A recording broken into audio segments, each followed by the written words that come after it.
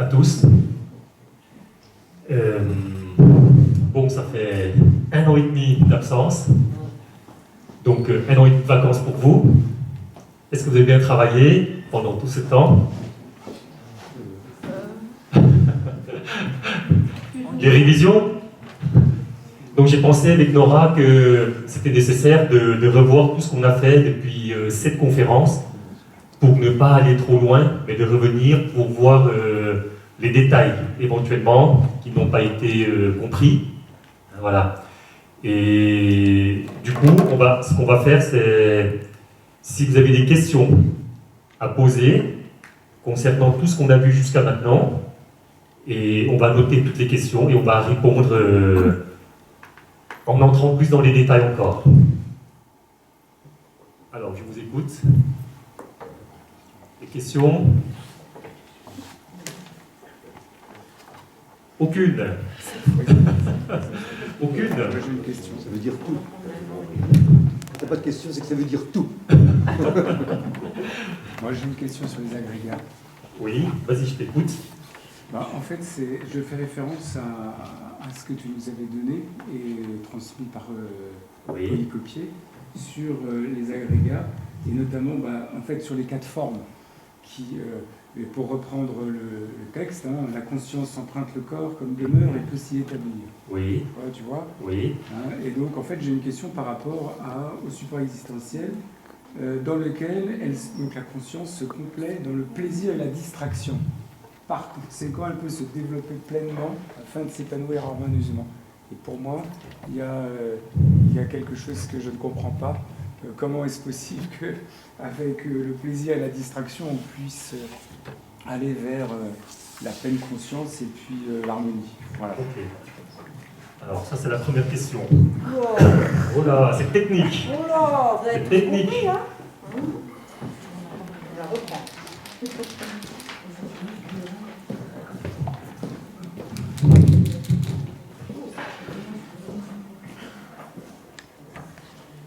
Alors, première question, c'est...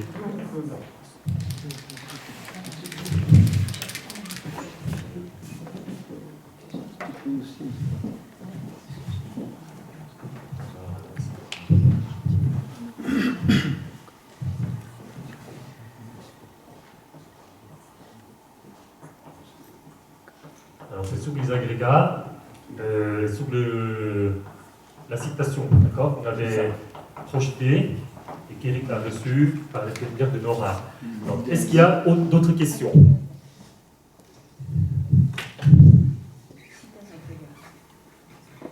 Je vais essayer de rassembler les questions, si vous en avez, et puis après on va partir pour répondre à l'ensemble des questions en faisant un tout. Alors, lancez-vous, hein? Lancez-vous. Alors j'en ai une autre. Oui. Avant les agrégats, la conscience. Est-ce que tu peux nous préciser ce qu'est finalement, enfin tu nous l'avais déjà dit un peu, mais nous préciser la conscience. La conscience. La conscience par opposition à l'esprit et à la nature. D'accord, d'accord. Ok.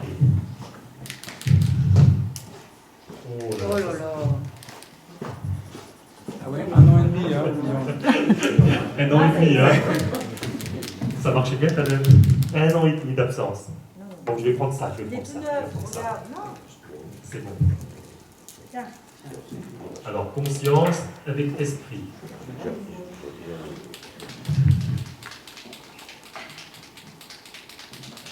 Et nature.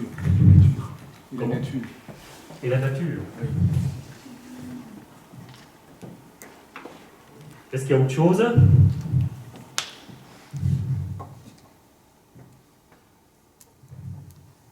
Oui, allez-y. Moi, ce serait plus contextuel, on va dire, hein, pas une révision, puisque on ne savait pas ce qui allait nous arriver la dernière fois qu'on s'est vu ici. Et donc, comment le bouddhisme peut répondre à ce qui nous arrive, à la pandémie au niveau mondial et à ce qui peut nous arriver au niveau individuel. Bon, si on peut en tirer quelque chose de... D'accord. On va noter ça. Dans le même sens, est-ce que pour toi, Bouddha était plus matérialiste, au sens noble du terme? Il ne croyait pas à la matière. Il est matérialiste Matérialiste, quand on ne croit pas à la matière. quand on ne croit pas à la matière, C'est lumière. que tout est, Lumière. que tout est Point. lumière. Oiseau. En philosophie, on dit le matérialisme, ça veut dire qu'on ne croit pas à la matière. Au sens noble. Mhm. Malheureusement. Voilà, je voulais savoir, est-ce que Bouddha, pour toi, avait cet aspect-là en tant que. Comme il voit des choses, Ben ouais, non seulement pour moi, la matière existe, quoi. Si on va plus loin du concept. d'accord, on va revenir à ça. Hein. On va revenir à ça. Est-ce qu'il y a d'autres questions?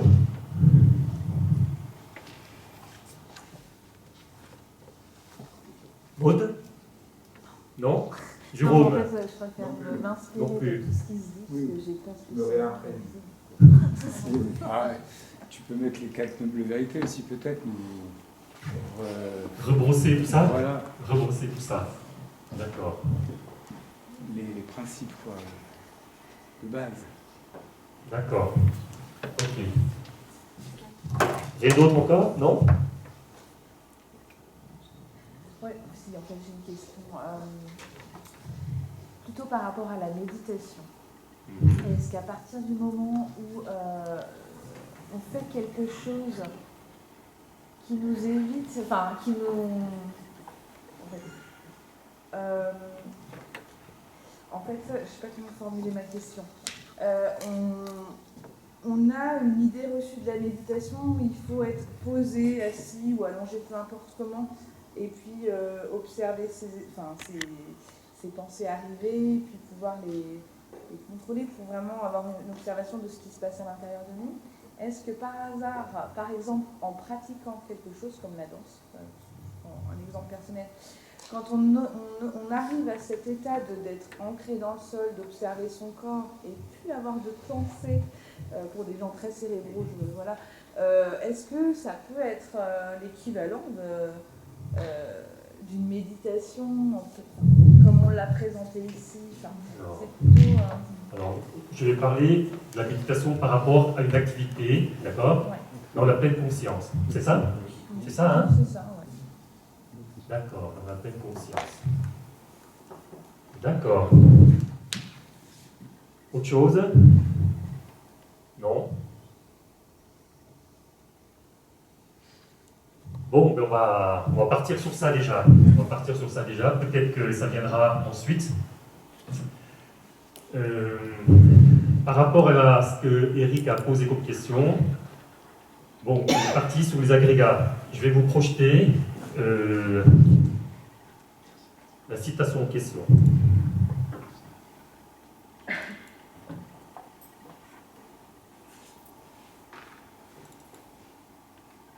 Non, c'est ça.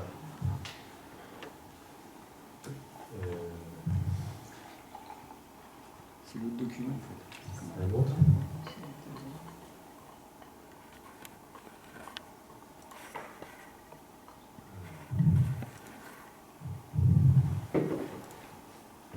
Ouais, c'est celui-là.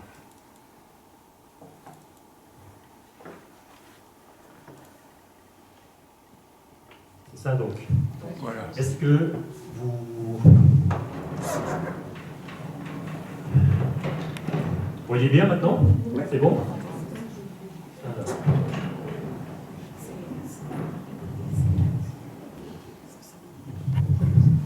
Alors, quelque part, hein, dans le bouddhisme, le Bouddha, il est vraiment, vraiment centré sur les 5 agrégats dont on avait parlé depuis le début. C'est vraiment le sujet principal, le centre même de son enseignement. Et par rapport à cette citation que vous voyez là-haut, pour expliquer la conscience et l'esprit déjà, pour mieux comprendre. Alors, on va prendre la deuxième question pour commencer. Est-ce que vous vous rappelez, lors de la première conférence, on avait parlé de la lumière qui est entrée par le côté est d'une fenêtre de la maison. Vous vous rappelez de ça? Alors, je vais vous dessiner ça pour que vous compreniez mieux. Donc, on a une maison.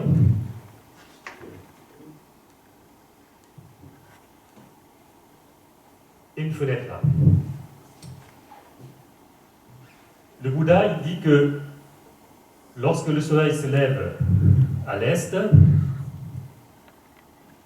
et que les rayons pénètrent dans la maison, où est-ce que ces rayons vont se terminer? Donc sur la façade ouest de la maison, d'accord? À l'intérieur du mur qui est à l'ouest. Pour lui, lorsque vous observez ça, regardez, par exemple, je vais vous donner...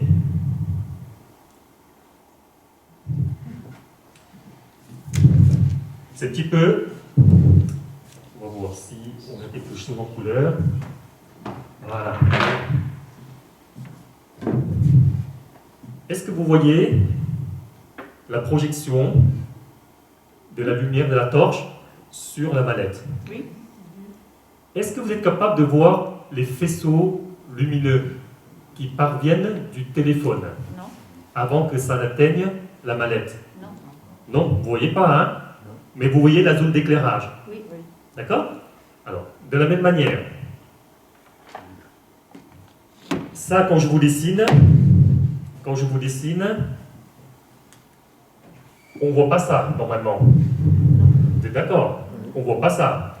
Mais on va voir une zone ici, une zone d'éclairage. Des faisceaux. Si les faisceaux viennent, voilà, remplissent toute la hauteur de la fenêtre, on aura une projection, d'accord, sur l'écran ici. Alors, on appelle ça la zone d'éclairage. Et ici, on a des faisceaux lumineux. Et ici, la zone d'éclairage.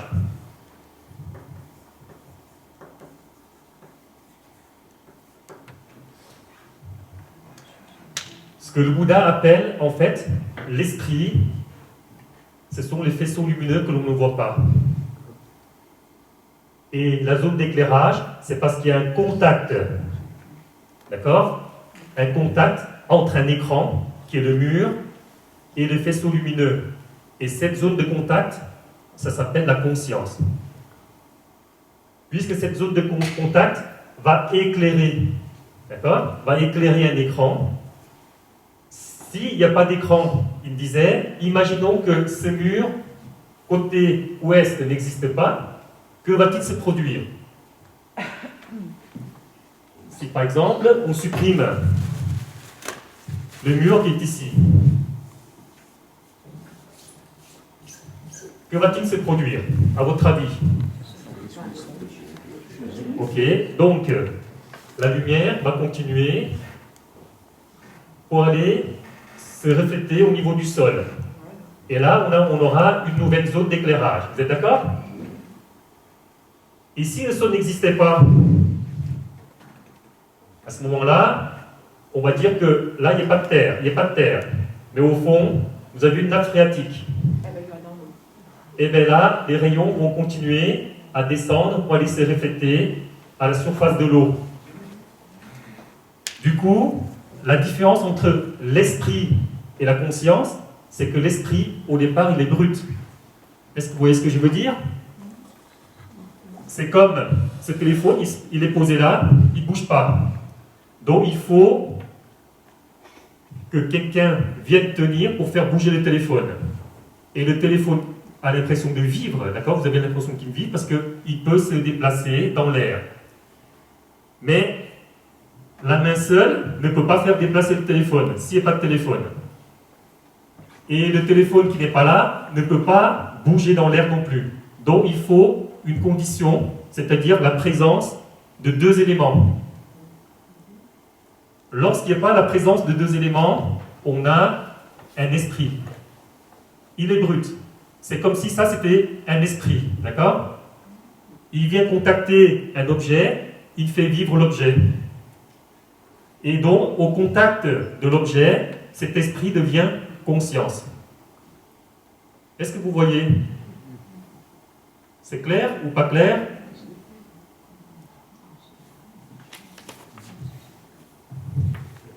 Donc du coup, quand j'ai mis là-bas la conscience, entre parenthèses l'esprit, vous voyez, s'il n'y a pas de contact, c'est l'esprit. C'est comme on avait présenté les 5 agrégats. Vous vous rappelez qu'il y avait le corps, émotion, le processus de mémorisation, donc on appelle le passé, d'accord? L'imagination qu'on appelle le futur, et puis vous avez l'esprit à la fin. Tels que ces agrégats sont présentés, là ils sont séparés. Et là il n'y a pas de vie. Lorsqu'ils sont séparés, en un seul agrégat, il n'y a pas de vie. Mais lorsque l'esprit vient contacter, par exemple, une imagination, une pensée dans l'imagination, ce contact crée à ce moment-là une conscience. L'esprit devient une conscience au contact d'un support. Est-ce que vous voyez maintenant? Donc l'esprit devient conscience lorsque il y a contact avec un des supports. Alors, comme il y a 4 supports de l'esprit, vous vous rappelez, donc je vous ai mis ici, là, les 4 supports de l'esprit sont là. Si on commence par le corps, alors donc la conscience emprunte le corps comme demeure, il peut s'y établir. Voilà, c'est un esprit qui va venir, par exemple, emprunter le corps comme demeure. Voilà, il peut s'y établir. C'est une conscience qui a le corps comme sensation. Est-ce que vous êtes d'accord que quand l'esprit vient en contact avec le corps, c'est lorsque vous prenez conscience de votre corps qu'il y a une sensation qui se produit? J'ai froid, j'ai chaud, j'ai mal, je suis bien, ainsi de suite. Est-ce que vous êtes d'accord? Puis,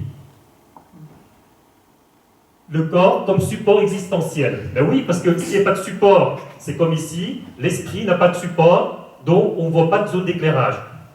La zone d'éclairage, c'est une prise de conscience. Donc, on sait. L'esprit devient conscient, c'est-à-dire celle qui sait ce qui se passe. Est-ce que vous voyez? Et dans lequel, donc dans ce support, elle se complète dans le plaisir et la distraction. C'est là que ça pose problème. Pourquoi il parle de plaisir et de distraction quand une conscience est bien posée sur un agrégat? Parce que s'il n'y a pas de plaisir et de distraction, vous ne resterez pas. Comme très souvent, quand vous partez dans une pensée, vous partez très très loin, très très longtemps. C'est parce qu'il y a une sorte de plaisir de distraction de l'esprit, d'accord, ou de la conscience sur ce support-là. Parce que s'il n'est pas distrait, il va revenir à lui-même. C'est dans ce sens-là. C'est dans ce sens-là. Donc le plaisir, la distraction, c'est que la conscience est laissée embarquer par les différents supports. Ok? Par conséquent, donc la conscience peut se développer pleinement. Eh bien oui, vous vous rappelez, lorsqu'il y a contact, quand l'esprit va contacter, par exemple, le corps. Comment ça s'appelle, ça, ces contacts? Le contact en triade. Vous vous rappelez de ça? Et puis s'ensuit, qu'est-ce qui s'ensuit ensuite? Émotion. Et puis ensuite, le désir, l'attachement, vous vous rappelez? L'incarnation. La vie. Ah, mais ça y est. Lorsque la conscience se développe pleinement, alors ça veut dire que là, ça plonge dedans. Donc ça se développe. C'est comme si je suis accroché à une pensée. Donc ma conscience se développe dans la pensée, pleinement. Et puis c'est long, mais plus c'est harmonieux. Donc en fait, la conscience s'épanouit harmonieusement, c'est-à-dire que ça reste dans le support en question. Mais ça ne veut pas dire que c'est positif. Hein. Si vous plongez dans une pensée malsaine, alors elle va s'épanouir aussi, la conscience, parce qu'elle ne sait rien. Donc elle plonge dedans, elle continue son travail à l'intérieur, sans que vous reveniez. Et c'est pour ça qu'il y a la distraction. Est-ce que vous voyez?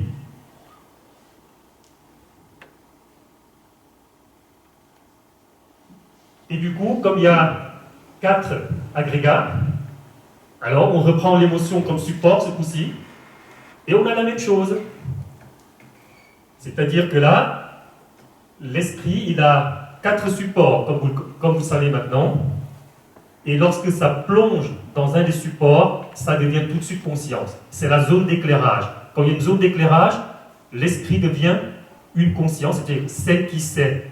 Je sais que je suis là, je sais que je suis en train de penser, je sais que je suis en train de ressentir une émotion. Ça, c'est la zone d'éclairage en question par rapport au schéma ici. Donc, vous pouvez voir que à chaque fois que vous ressentez quelque chose au niveau du corps, des émotions, que vous êtes accroché à une pensée quelconque, du passé ou du futur, la première condition, c'est toujours 2 éléments, toujours 2 agrégats accrochés l'un à l'autre. Et le seul qui accroche à tout le monde, c'est toujours l'esprit. Est-ce que vous voyez? Vous voulez que je répète? C'est bon? Voilà la différence entre l'esprit et la conscience. Donc l'esprit, il est brut, il ne sait rien. Mais quand il contacte un agrégat, il devient conscient, c'est-à-dire celle qui sait. C'est compris? Et donc, quand le Bouddha parle de distraction, ça veut dire que la conscience s'est laissée embarquer dans les autres agrégats. Et c'est pour ça que lui, il veut que ça revienne ici très souvent. Hein? Donc vous avez donc tout le texte, ben ça reprend. Hein, vous remplacez le processus de mémorisation par processus d'imagination ensuite. Et vous avez le même texte. Ça veut dire que là, les 4 supports sont quelque part les supports où l'esprit va se poser très souvent. Et suivant les habitudes que vous prenez, eh bien ça peut rester souvent là, ça peut rester souvent là, ça peut rester souvent là, mais très peu de temps ici. Hein, c'est très peu de temps. C'est pour ça qu'il vous rappelle pour que vous veniez prendre conscience de ce corps très souvent, pour ne pas vous laisser embarquer et vous laisser distraire par les 3 autres. S'il vous plaît. Oui. Là, on parle d'émotion dans laquelle le plaisir et la distraction. Le plaisir et la distraction. Il peut y avoir des émotions qui ne sont pas bonnes. Oui, justement, c'est ce qu'on avait dit. En fait, le plaisir et la distraction, ça ne veut pas dire que c'est positif. D'accord. Le plaisir et la distraction, c'est que lorsque la conscience, par exemple, j'ai une conscience ici qui se colle à une émotion, d'accord, telle que la colère.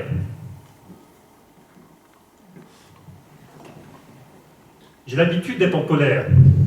Du coup, cette habitude-là m'amène à répéter le même schéma.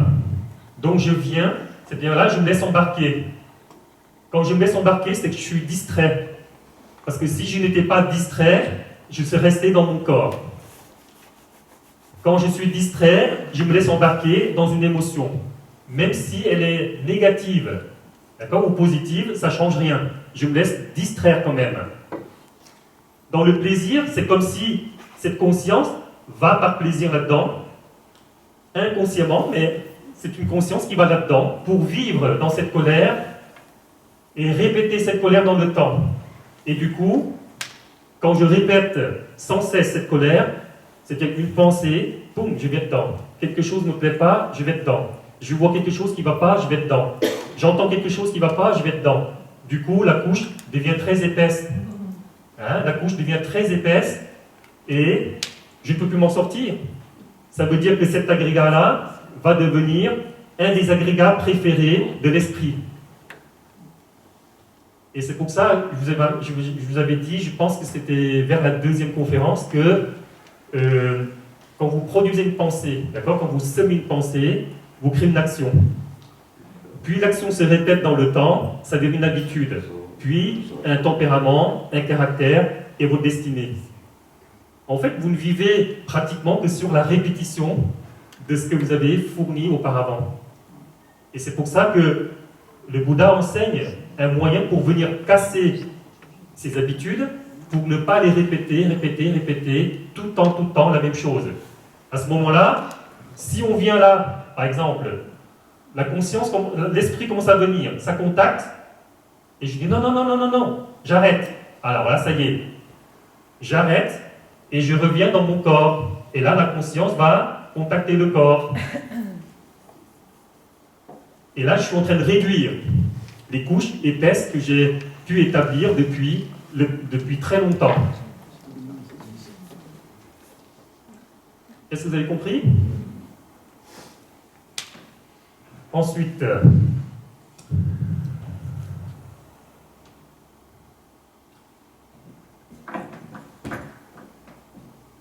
quand on parle des 5 agrégats, comme ici, quand on parle des 5 agrégats, est-ce que vous voyez d'autres noms que l'on peut utiliser pour les nommer? Est-ce que vous connaissez des synonymes des 5 agrégats? Est-ce que vous connaissez les synonymes des 5 agrégats? Alors Eric dit phénomènes physiques et mentaux. Qu'en pensez-vous? Est-ce que vous êtes d'accord avec lui? Est-ce que vous êtes d'accord avec lui?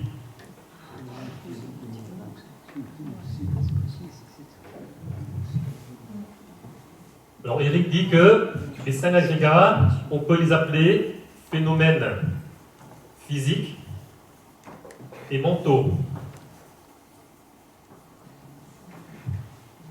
Est-ce que vous êtes d'accord? Il a raison. Alors, phénomène physique, ça revient au corps, et tout ça, ce sont des phénomènes mentaux. Vous êtes d'accord? Il a raison. Alors, est-ce que vous voyez d'autres encore? Est-ce qu'il y a d'autres synonymes? Comme ça, quand vous entendrez ça, la prochaine fois, vous saurez que, ah, on parle des 5 agrégats. Est-ce que vous voyez d'autres synonymes?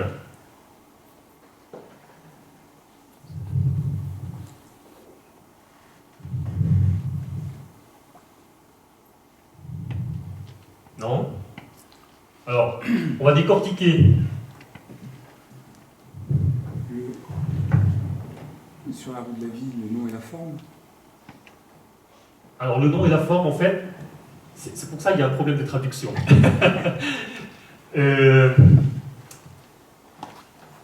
En fait, dans le pali, quand on appelle... alors, faut pas le prononcer à l'anglaise. Hein. Nam ou nama, on va dire. Nama.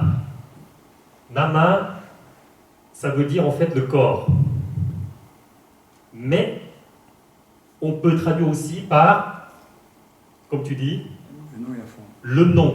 D'accord? En fait, c'est pas le nom, parce que ça veut rien dire le nom. Nama peut signifier, comment ça s'appelle, dukkha. Dukkha, ça veut dire désagrégation, mais on a beaucoup qui ont pris la signification de souffrance. En fait, c'est la désagrégation que ça veut dire.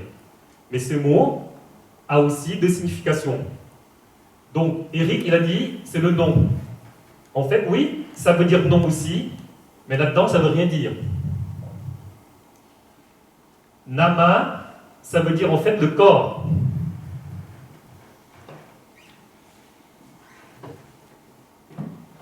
Du coup, ce que tu dis là, les noms et la forme, ce sont les phénomènes physiques et mentaux. D'accord? Alors, maintenant, on va voir l'autre synonyme. Vous vous rappelez la dernière conférence ou pas? Quand on avait dessiné les 6 animaux. Ça vous parle? Donc, est-ce qu'on peut trouver des synonymes là-dedans des 5 agrégats?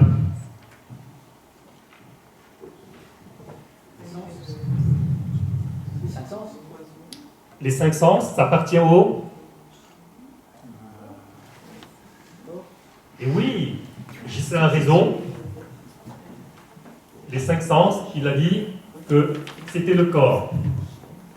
Il a raison. Et puis, alors dans les 6 animaux, vous vous rappelez? Alors, Eric dit, il y a esprit, vous voyez? Et il manque encore là, puisque ça c'est le corps, esprit, il en manque 3. Où sont les 3?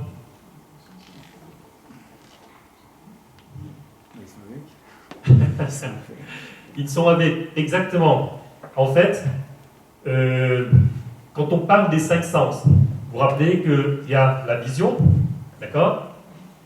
L'ouïe, l'odorat, alors je vais mettre plutôt ici, audition, d'accord? Odorat, le goût et le toucher. Et donc on avait dit que ça contactait les stimuli externes. Vous vous rappelez? Hein, que là, ce sont les formes. Ici sont le goût, l'odeur, le goût et la saveur, le toucher, d'accord? Les sensations. En fait, ça appartient au corps. Et le 6e animal était représenté par l'esprit, qui avait comme support donc les phénomènes mentaux, les 3 qui sont là, d'accord? Émotion, processus de mémorisation et processus d'imagination. Donc, quand on parle des yeux, des oreilles, le nez, la bouche, le toucher et l'esprit qui contactent ça, on sait que ça aussi, ce sont les 5 agrégats. Est-ce que vous suivez? Voilà.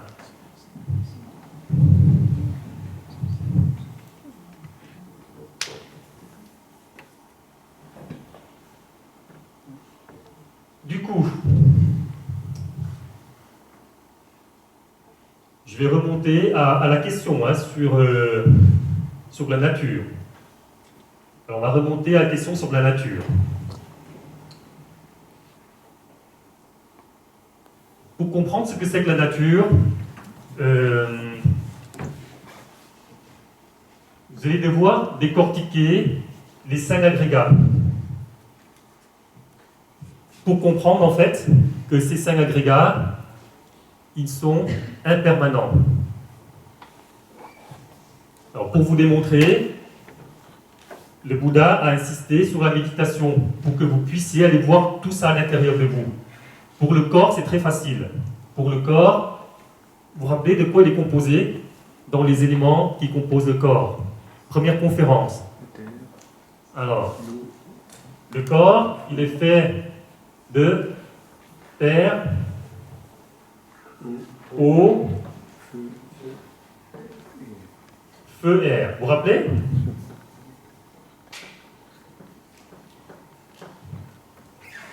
Quand vous observez ces 4 éléments qui composent le corps, vous voyez que la terre, c'est tout ce qui est solide dans votre corps. Ça peut être la chair, la peau, le squelette, etc. Les viscères. Est-ce que vous voyez que tout ce qui compose l'élémentaire ne reste jamais définitif, identique à eux-mêmes à chaque instant? Regardez votre peau qui perd de l'élasticité. Et donc du coup, on a des rides aujourd'hui. Hein? Regardez nos cheveux qui commencent à prendre d'autres couleurs. Regardez des cheveux qui tombent chaque jour.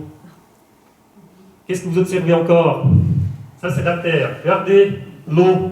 C'est le sang qui circule dans votre corps. Ça ne reste jamais sur place. Ça circule de la tête aux pieds, du pied à la tête, du cœur, ça va à la périphérie et tout. La lymphe également, qui prend le chemin des vaisseaux lymphatiques et ça suit son cours tout au long de la journée. Vous avez la température. Regardez, quand vous voyez le contexte actuel, c'est-à-dire avec la Covid, eh bien vous avez des montées de température. D'accord? Bon, après ça descend. Ça reste jamais identique à chaque instant.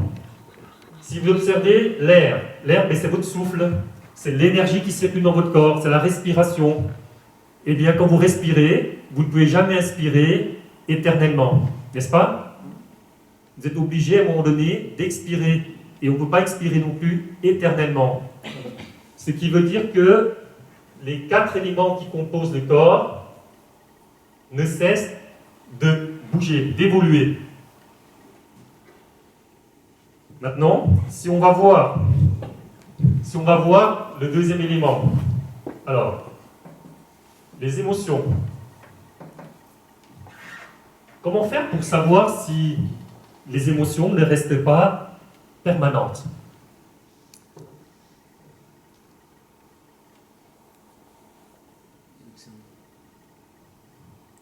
Lorsque vous êtes dans la joie, par exemple, pour une réunion familiale, est-ce que vous ressentez de la joie 24 heures, 48 heures, 72 heures, sans cesse? Non. Vous êtes d'accord que même dans la joie, la joie ne reste pas stable durant des années avec la même intensité. Il y a une courbe qui va monter, et puis à un moment donné, quand l'événement se termine, et bien ça y est, ça décroît, pour retrouver la vie normale. Et puis entre-temps, lors du rassemblement familial, si par exemple, il y a eu un accident dans la cuisine, eh bien, cette joie va tomber plus vite encore. Elle va tomber plus vite ici, pour laisser place à l'inquiétude du membre de la famille qui a été touché. Donc vous voyez que les émotions ne restent jamais statiques et égales à elles-mêmes tout le temps non plus. Elles ne font que de bouger. Quand vous venez voir une pensée qui est liée au passé, est-ce que vous êtes d'accord qu'elle ne reste pas permanente non plus? Heureusement. Heureusement. Et celle du futur non plus. Quand vous pensez à un projet quelconque, est-ce que vous êtes d'accord que vous ne pouvez pas penser éternellement à ce projet sans passer à autre chose, sans revenir à un des 4 agrégats ou un des 3 autres? Vous êtes d'accord? Du coup, on a déjà les 4 supports qui sont donc impermanents.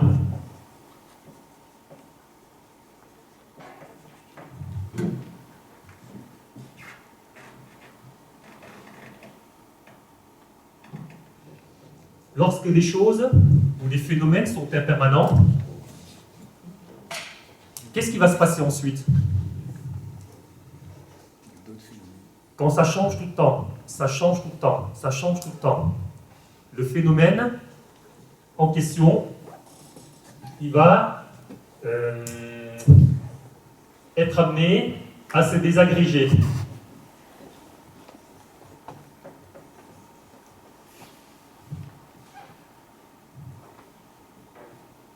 Ce qui est impermanent, qui fait changer tout le temps un état d'un phénomène à un autre, demande à se désagréger tout le temps. Vous prenez par exemple un glaçon que vous sortez du congèle et que vous laissez à température ambiante. Que fait-il à cette température au fil des minutes? Il va fondre. Regardez cette désagrégation. Ça n'arrête jamais. Au départ, le glaçon commence à perdre les angles et les arêtes. Puis peu à peu, ça fond de plus en plus. Eh bien, les 4 supports subissent la même chose, subissent ce phénomène aussi. Vous voyez que dans la désagrégation, lorsqu'il y a un phénomène qui est là, pour qu'il puisse se désagréger, il y a toujours des causes qui viendront le presser pour qu'il change. Pour le glaçon, par exemple, si on prend un glaçon, ce qui le fait fondre, les causes, c'est la température. D'accord? Donc la température va faire fondre le glaçon pour qu'il se désagrège. Et comme tout ce qui se désagrège, ça veut dire que ce glaçon n'a pas une forme définitive de cette manière tout le temps. C'est-à-dire que ce glaçon peut se transformer en eau, d'accord, au fil du temps. Et donc le glaçon a fini par disparaître. Donc dans la désagrégation, vous avez ce phénomène de disparition à la fin. Et donc, la désagrégation va amener la troisième notion pour comprendre que ce glaçon, qui a fini par disparaître, n'a qu'une existence temporaire. N'est-ce pas? Donc ce glaçon n'a qu'une existence temporaire. Comme tous les phénomènes qui subissent la pression des causes et des conditions externes ou internes, finissent par disparaître. Alors, cette existence partielle ou temporaire, on appelle ça anatta. Vous vous rappelez de ça? Ça vous revient? Et la désagrégation, sous le terme Pali, alors je vais écrire en bas, c'est dukkha, d'accord? Alors dukkha, lorsqu'on sort de ces trois caractéristiques de l'existence, impermanence, désagrégation, anatta, le Bouddha appelle ça les trois caractéristiques de l'existence. Pas le micro, ça va pas. Tous les phénomènes donc respectent